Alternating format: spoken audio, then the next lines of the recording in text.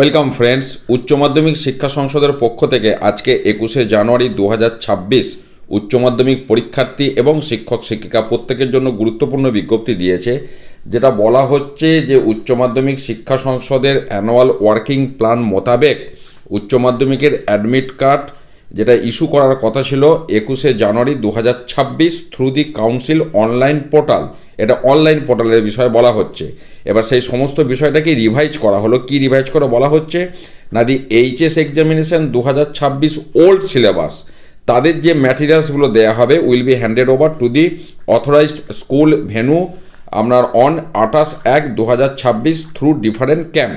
অর্থাৎ আগে যেমন ক্যাম্প অফিসের মাধ্যমে অ্যাডমিট কার্ড দেওয়া হতো, এবারেও সেইভাবে দেওয়া হবে, কিন্তু সেটা শুধুমাত্র উচ্চ মাধ্যমিক 2026 যারা ওল্ড সিলেবাসে পরীক্ষা দেবে তাদের জন্য। এরপর যেটা আসছে সেটা অনলাইনে, এবং ওটা হচ্ছে 28শে জানুয়ারি। এরপর যেটা আসছে অনলাইনে, in view of this the issuance of the admit card for the semester 4 examination and the supplementary examination of semester 3 through the council online portal has been revised to be issued on 28/1/2026। অর্থাৎ যেটা 21/1/2026 থেকে দেওয়ার কথা ছিল semester 4 এবং আপনার supplementary examination of semester 3, সেটাও আপনার আগামী 28শে জানুয়ারি 2026 থেকে দেওয়া হবে।